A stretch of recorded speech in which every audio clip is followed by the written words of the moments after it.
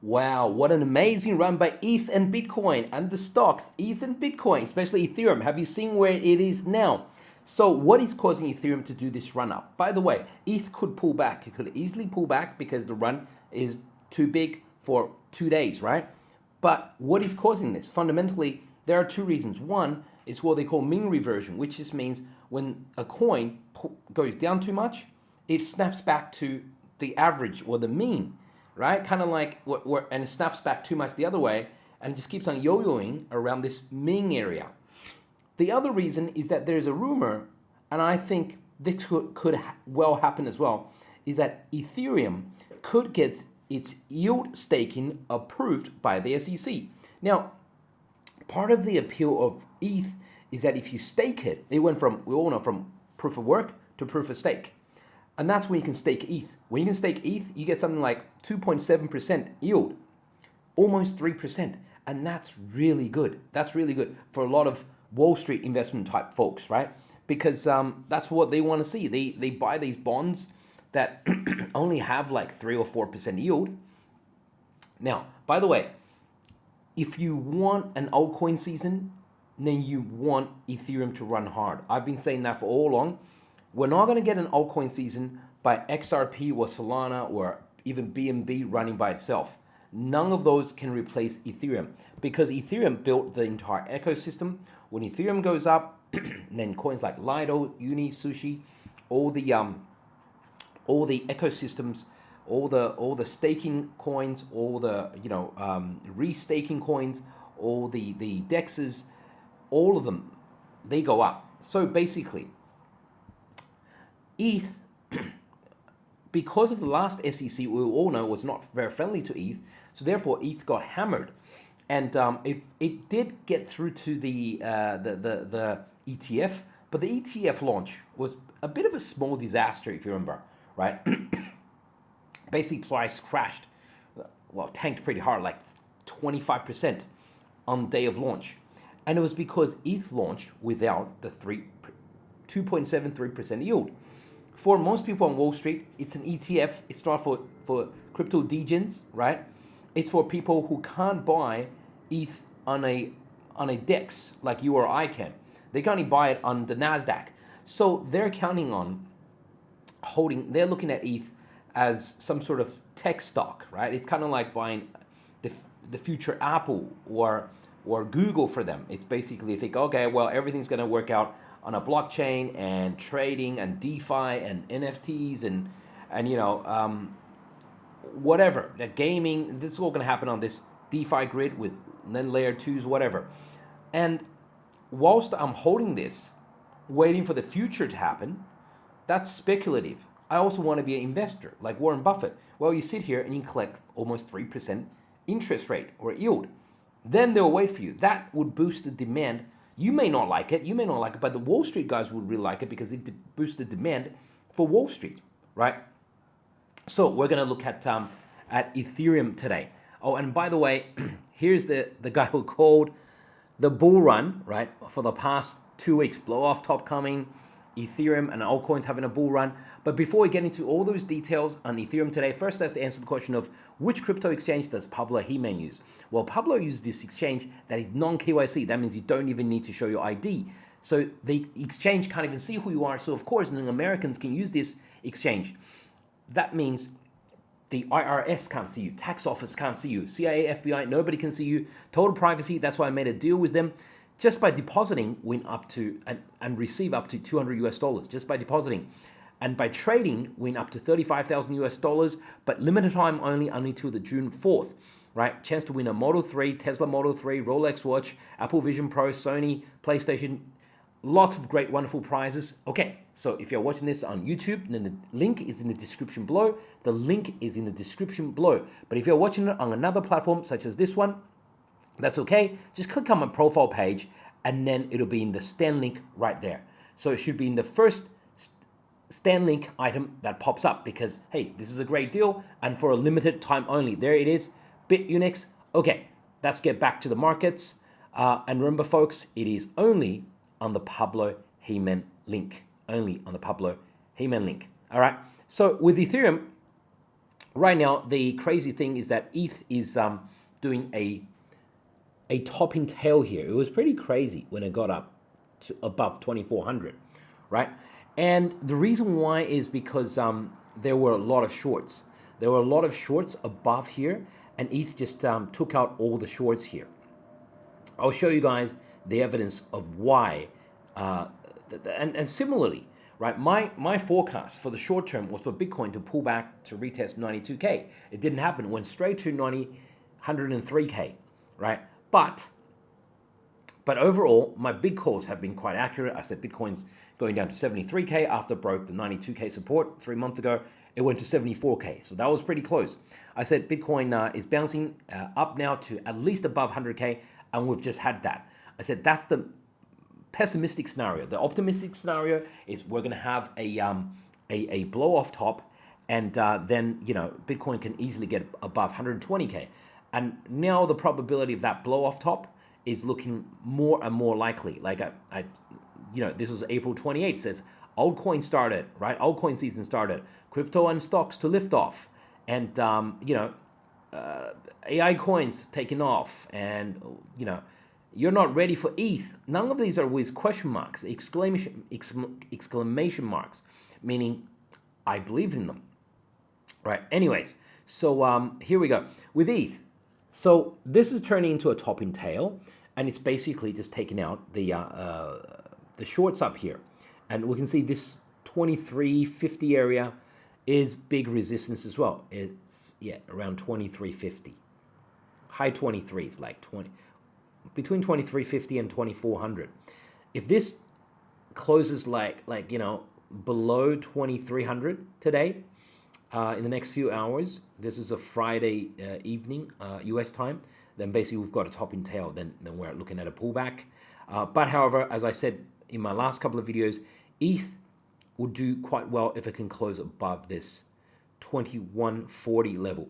The reason why is because 2140 is this big level we've marked out with this horizontal blue line, right? Because it was the support for previous levels, right? Pivot tops, pivot bottoms, and look, another pivot bottom here. But also this entire bull run, bear market, mini bear, let's call it, was basically under this blue line, blue trend line, under this here. And that means ETH has been under this blue line this entire time. So closing above it at 2130, 2140 would be signaling we've broken above. So it looks like we're going to get two closes above, and technically that's a very good sign. That's a confirmation. But if we get by Sunday evening US time, we get a close, and we get a weekly weekly close above, say 2140, that would be great as well. So even if we do get pullback next few days, make sure we close above this 2140, 2150 area, and then we're in a good spot. And then ideally, somewhere like if we can close above 2350, then that would be a great looking candle as well. And folks know that I've been quite bullish on ETH recently, I said it's not going to be the fastest horse. Solana will be faster on the bounce, and Sui was probably the fastest ecosystem on the bounce. Sonic probably doing well as well, but Ethereum, I'm seeing a big bounce coming as well. We have this U-shape, bull flag, and then breakup. Okay, so let's have a look at a few other things, such as Bitcoin dominance. Has a lot of people, as I've been saying, a lot of people believe that Bitcoin dominance. Oh, let me show you guys the short squeeze here. Can you see? Let me just duck down. So can you see what that is? So that is basically, right, liquidations, a spike in liquidations. So essentially what happened is ETH price, this is Bitcoin price, but ETH chart looks kind of the same. Bitcoin basically spiked up. I thought it would stop around this 98K area and then turn down and get the longs at 92K area, but it just kept on going up because the last bit is actually taking out the shorts. So basically see here, this is actually the open interest. So there's a lot of contracts, short, going long, shorting, and when it hits a certain level and the shorts get taken out, so then the number of their short contracts get closed, so then the number of open interest closes. And then as Bitcoin rises, the number of shorts also rises as well. Shorts rise as well. But then as Bitcoin goes higher, then the number of shorts are closed, right? So then we get back to this level again. The market is reset because there's been a short squeeze here. The number of shorts rise and shorts get closed out. So we see number of open interest goes down. And clearly we can see here, liquidations. Liquidations, this is a giant patch of liquidations, big green giant patch of liquidations, because a lot of contracts, a lot of shorts got squeezed out around here. And on the one hand, I did say 98K, I was thinking it would turn down. But on the other hand, I also said, guys, as long as there are a lot of greens on the futures funding rates, right? That means a lot of people are shorting. Then we should still be careful that markets could squeeze up. If you, it's all about having a system when you're trading. Like if you see, for example, if you see a lot of greens, then don't short. That means you're shorting with everybody else, even if it looks like a good setup on the charts, or you short using only half of your normal position. So you reduce your risk. It's all about coming up with a system for yourself. Okay, let's have a look at Bitcoin dominance. So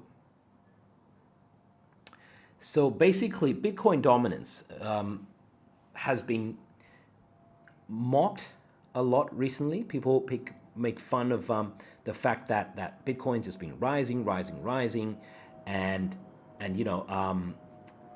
altcoins have been lagging behind badly, and they have a point. Like this trend line, right, that supported Bitcoin for this entire Bitcoin dominance run up has not been broken except this once. This was the Trump election, and then it faded out, and now we're seeing this big move down again. So it can still be a fake out. Like look at the times when it did fake out before, right? So what I was saying a few weeks ago in those earlier videos, as you saw me calling for altcoin season, was I said, don't wait for this thing to break this red trend line to then confirm a bull run. Don't wait for this an altcoin season. Don't wait for it to happen, because last time if you had to wait for it to happen, and the earliest you could have called a confirmation is on December 10th. By then, Trump has already been elected for a year, for a month already. The Bitcoin was kind of did its first top around 108K already. I said that's just getting early, and I said it. Remember, I was making those videos in mid-April to late April, around like 20th, 18th of April. So now we're having this boom, big move down. ETH has had the big move up. So it's looking good. I mean, the levels we need to get through is first close below 64%, and then try to get below this 62% area, and then you would think we bounce, retest, and then 61.4, and then down we go. But of course, if you wait till then, a lot of coins would be up 2 to 3x, 4x already. Depends on if they're large cap or small caps, right? So another one to look at is ETH versus Bitcoin.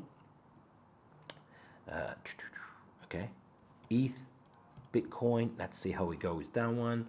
And that one we've spoken a lot. Oh, look at that! Look at that! Absolutely blasting off. So what would that look like on a weekly chart? Wow, look at that, right? And when it comes back with a vengeance. This is 0.023 area.